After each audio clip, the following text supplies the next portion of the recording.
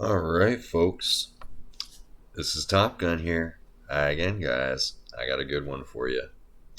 So, I know you guys have been sitting there just getting the itches and the weights, so I'm gonna have a little bit of a talk with you here. This is want to talk about PulseX Price. Yeah, I know that's what you tuned in for, but I'm gonna keep you waiting. Guys only like to watch 5 minutes. We'll see how long this takes. I'll get to the price stuff. So, basically, with PulseX, I'm getting very excited. I've found more chats, I find more information, and the SAC totals are almost done. Pretty much, once the SAC totals are done, it's probably about 2 weeks till mainnet. So I'm really feeling like it's going to be less than a month for halfway through May. So at this point, I'm going to switch up and say May 15th works well for my schedule. We'll see. I don't know. When's Pulse Chain gonna launch? 2 months. Ha! No, really, I think it could be less than a month. I'm pretty excited from the things I'm seeing. Hell, I feel like it could be like 2 weeks away. I don't know. Probably get bit for that one. Too excited. So, Pulse Chain's coming. Testnet's been running fine, pretty much flawlessly. The little bugs they've worked through. Most of it's all been around the SAC totals, just because things weren't as they expected, because all of these lovely prices you see scanning along my screen here, I'm supposed to be scanning. Refresh this. Oh, there they go. So there. Now that looks a lot better, doesn't it? Yeah. So yeah, the price is scanning across the top there. This is all the testnet data. So this is all Monopoly money. But it gives you an idea how this is going to run. So you'll be able to look at the tokens, top ones as they're trading, look at all tokens, set up a watch list. Ooh, that's a lot of enter the info. We have all this volume trading day after day. And this is just testnet data. Like, this is relatively low. I'm pretty sure it's going to get higher, but it gives me some number for my crystal ball. That's right, the PulseX Price Predictions. So, yeah, PulseX functionality is great. In case you weren't aware, the buy and burn, which I talk about, which is where I get all my price prediction stuff from, how this will affect the system, well, it's a public call option now.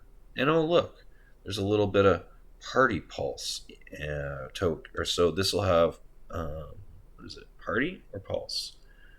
Probably party. So this pair has been trading. It has fees in it that we can burn. Not a whole lot. But oh, look. Now I can burn. Oh, I have to connect my wallet. Oopsie doodle. Connect my wallet. Oh, yeah, we won't mess around with this right now. I don't have it set up. But point is, you select, you hit burn. It normally goes transaction verify. Yes, confirmed. So then, all right, you've done the buy and burn. You actually get paid a little bit to do the buy and burn. The numbers are really small, so it's not really worth looking at, but it's awesome that it's public. Oh, the voting, also going to be available in PulseX. So you can make proposals, you can vote on proposals as long as you own PulseX and voting shares. Ooh, that's pretty cool. Get in on how things are done. Look, links for the bridge, which we're going to need, PLS staking, and docs. Cool, so earn. We've already talked about different ways to earn. There are single-sided staking pools. Basically, you can stake your PulseX, but you don't get more PulseX. What do you get? Well, see how it flashed away? You get a third-party token. That's why they got the party token. It's a placeholder. It's not going to actually be a token named party. It's going to be third-party tokens. What do you mean? Well, let's say for whatever reason I decide I want to make a new crypto. I'm going to call it Flatline or Dump Coin. It'll always rain on your head. The price will never go up. Okay. All right. Well, how are you going to get it to sell? Well, sticking it. I'll get people to adopt it. How? I'll give it away for free. To who? I know. Those chaps who own PulseX. They've got a lot of money. I'll give it to them for free. You sign up on PulseX and, well, I've got so many coins I want to give out. Okay, well, my holders can stake to earn these coins. Prove they really want them. Okay, cool. Deal arranged. Third-party token shows up on PulseX, and you'll have a choice.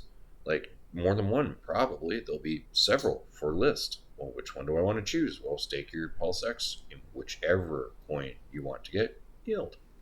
Oh, that's pretty cool. So I can stake my. That's why it's pools and not staking.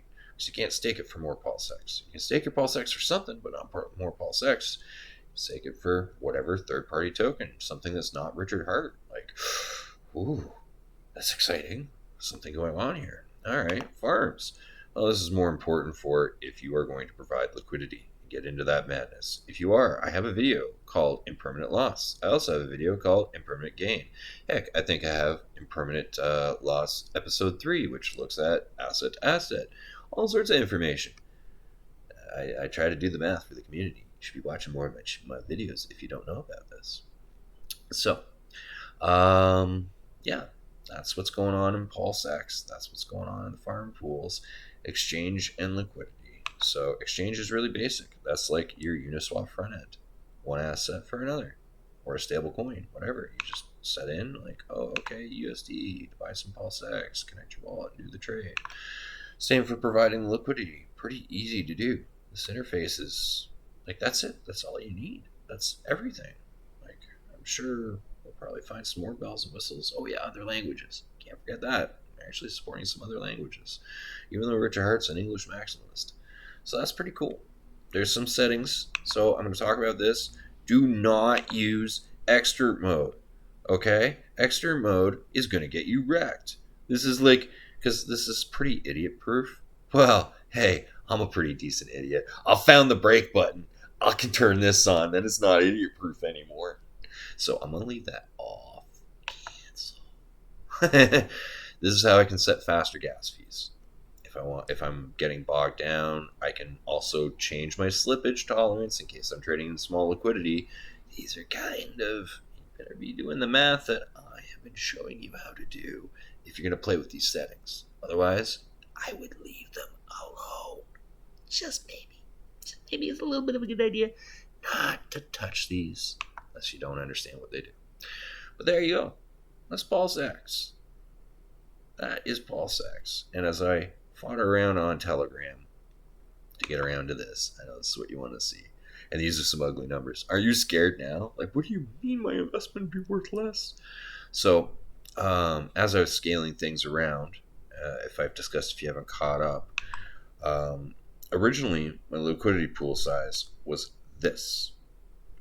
These were these moon math numbers. But on testnet, I noticed something interesting. A lot of yahoos decided to provide liquidity. Didn't think it would happen. Don't know if they'll do it to this extent in mainnet, but I had to scale it and went, oh, it's 70 times 6 bigger. 76 times bigger. Wow. Okay. So dealt with that, put it into math.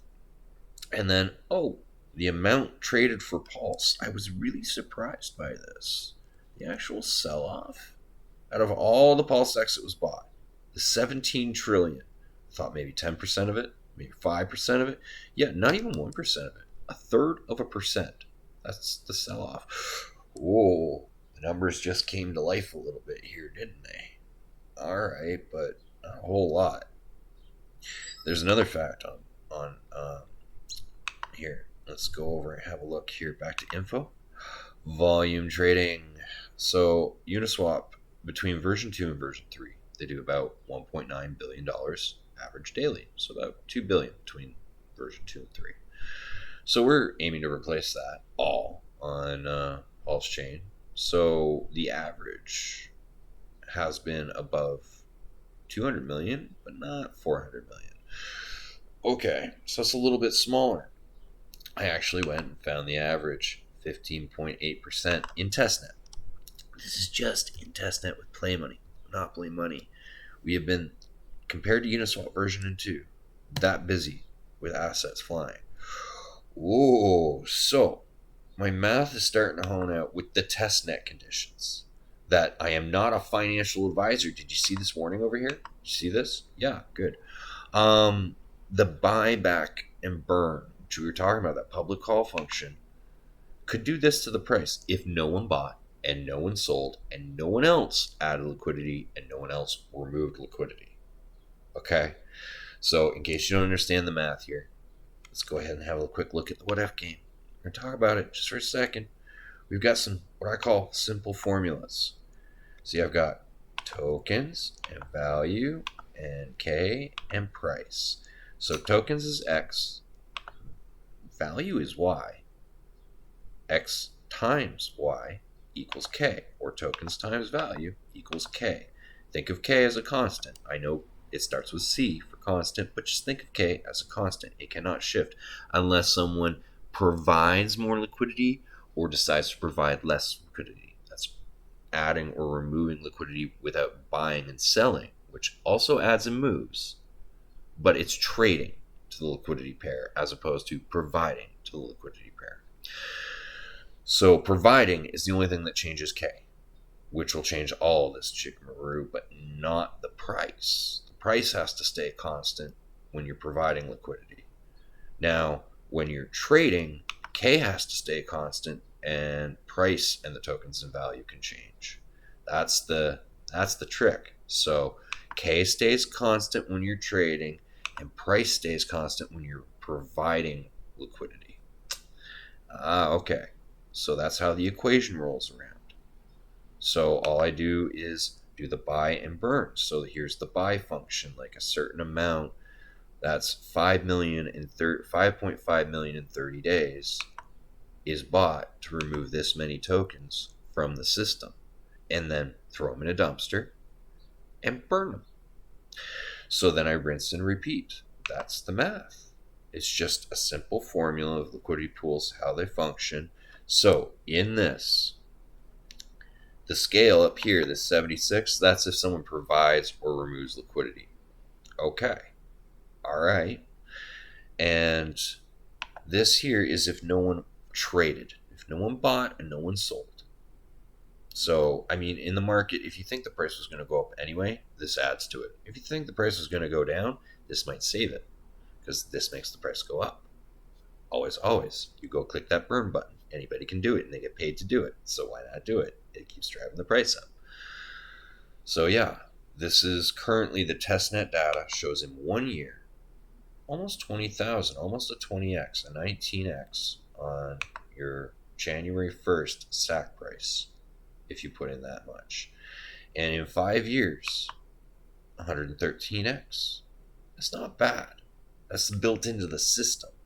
I think more people might buy on top of that than sell. There might be an early sell off, but the system will always drive the price up. That's pretty cool, I think. Pretty cool that the revenue has been linked to the value of the asset. Kind of like stock should have been. I don't know, I think that's cool. But then what we're not looking here, because all you guys want to see the moon math. All you want to see the moon math. What if we do more business? Like more volume? Like we're probably not going to just do 16%. So what if we can do 25% of Uniswap in the first year? That's what the numbers start to look like. A 28x in a year and a 232 in 5 years. Well, what if we stole half the customers? Got up to just half strength of Uniswap, even with large amounts of liquidity. What starts to happen? We just got to a 60x in the first year. And it was 764x in 5 years. And I won't take this and drag it on too long. You guys are patient, listened to a lot of information, got a little educated. Here comes the one you want to see. 100%. What if we matched Uniswap? What if we just matched them to just as good as they do with these built-in tokenomics? What potentially could be the inside buy pressure of this monogamous whale that just burns its assets to never sell on your head again? 162x in the first year. And is that a 2,750x in 5 years? Why, I think it is. That's if we did 100% of their business throughout the first year and continuing of every year. Now, you really want to see moon math. Let's just have some fun and say for some reason we're more popular than Ethereum, maybe because we have low gas fees. It's really easy to trade and swap. I don't know. That's just, that couldn't happen. There's no way. There's no way we could be twice as busy as Uniswap version 2 and 3. right? That's just crazy talk. 500x in the first year. And oh, there's our 10,000x. Only took 5 years to get to with this huge giant liquidity pool. Now, in this, will more people probably sell off? Might we get to the 5%? How bad could it hurt it? Whew. Not that bad, really. Oh, not that bad if we get up there. It's where the moon math starts to get cool, guys. It really is. And what if people even made the liquidity pool bigger? Let's like go to 100. It slows us down. It cuts it in half. It's me still dragging it down, but that's if we did double Uniswap. Like really, that's some moon math. So let's set it back to reasonable expectations. Expectations. Okay, so heck, we'll call reasonable 50. So I mean, there you go. You got some PulseX price predictions using the crystal ball. So I hope you guys have enjoyed a little touch up to remind you that when this launches, it's going to be a great Christmas this year because I think it'll be launching definitely before June. And I'm pretty sure it will be a very Merry Christmas for all of us. So yeah, I'm not a financial advisor, and this was not financial advice. This is just some speculative math. Thanks for tuning in, and have yourself a great rest of the week. And actually, happy holidays. It's the long weekend. Signing off.